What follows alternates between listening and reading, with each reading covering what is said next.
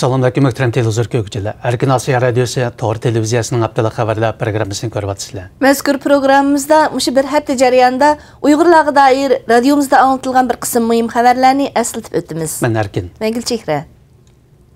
Amerika Davlat ishlar ministrligining 2016-yillik diniy erkinlik doklatiga Uyg'urlarga alohida o'rin berildi. Amerika Davlat ishlar ministrligi 15-avgust kuni 2016-yillik xalqaro diniy erkinlik doklati e'lon qildi. Mazkur dokladda o'tgan bir yil ichida dunyodagi diniy e'tiqodga doir masalalar tilga olinib, Xitoy hukumatining izchil holda Xitoydagi fuqarolarning, bo'libmi Uyg'urlarning diniy e'tiqodiga ziyonkashlik qilib kelganligi ilgari surildi. Amerika Davlat ishlar ministri Rex Tillerson shu kuni so'zlagan so'zida Xitoyning Uyg'urlarga qaratgan diniy ziyonkashligining o'tgan bir yilda texmi oshqonligini tilga oldi. Aqto'y nahiyosi o'tgan bir yilda Xitoydan iborat mukammal saqchi davlatining g'arbiy chegarasidagi eng tipik o'rnikiga aylanganligi ma'lum. Aqto'y nahiyosidagi yerlik saqchilarning bildirishicha, o'tgan bir yilda Aqto'y nahiya bozorida 60 o'rinda saqchi qarovulxonasi, 8 o'rinda yo'l egizlarini tekshirish punktlari qurilgan.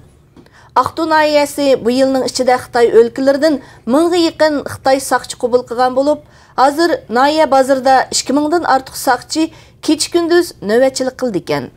Dünya Uyghur Qurultayının raisi Rabia Qadri Xanim yaqında Germaniyaga yetib berib, Qurultayning bir qism rahbarlari bilan uchrashgan. 13-avgust kuni Rabia Qadri Xanim Dünya Uyghur Qurultayının Myunxendagi ishxonasida Qurultayning asosiy hayotlari bilan bosh qo'shib, bu yil 11-oyda Germaniyada chaqiriladigan 6-navbatlik favqulodda Qurultayning tayyorlik xizmatlarini muzokara qilgan. Rabia Qadri Xanim shu kuni Myunxenda Qurultayning asosiy rahbarlari bilan birga birlashma bayonot e'lon qilib, Dünya Uyg'ur Qurultayi ichidagi krizisga xotim berilganligini jakoladi. Xitoy hukumati o'tgan yilning oxirlaridan boshlab Xotan viloyatida keng ko'lamli bexatarlik tekshirish to'ri barpo qilib va viloyat tavasidagi barliq aholilar nuqtalarida kirish chiqishni tekshirish tuzumini yo'lga qo'ygan. Ahvoldan xabardor kishilarning radiomizga inkos qilishicha, Xotandagi barliq yo'l egizlarida Uyg'urlar bilan Xitoylar ayrim-ayrim o'tadigan ikki eshik ta'sis qilingan bo'lib, Xitoylar bu yerdan tekshirishsiz o'tadi ekan.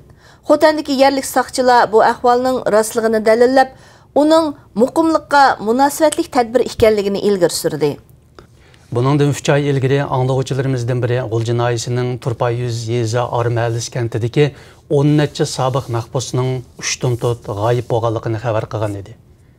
Ayni vaqtda Turpayuzdagi yerlik saqchilar bilan kent kadrlari bu ahvolni rad qilib, uni axborotdan yoshirgan. Bu qitim radiomizning G'ulji noyilik yepiq tarbiyalash markazidan ahvol egallashi davomida g'oyib bo'lgan mahbuslarning bu yerga qamalganligi oshkorlandi. Yakan Darul Muallimi maktabi 1944-yilda qurilgan bo'lib, o'zining 70 yildan ortiq musofasida 30 mingdan ortiq o'qituvchini tarbiyalab, Tangirteg'ining janubidagi Uyg'ur ma'arifiga o'chmas to'hfalarni qo'shgan. Egallashimizcha, keyingi mezgillarda Yakan noyilik pedagogika o'tir texnikumi deb atalgan bu maktab bu yil Xitoy doiralari tomonidan rasmiy taqdim etilgan.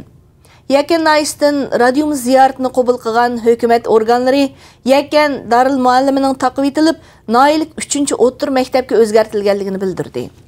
Muhtaram televizor ko'ruvchilar, yuqorida Erkin Osiyo radiosi Tor televiziyasining haftalik xabarlar programmasini ko'rdinglar. Kelar hafta ko'rishaylik. Xayr xo'sh. Xayr xo'sh.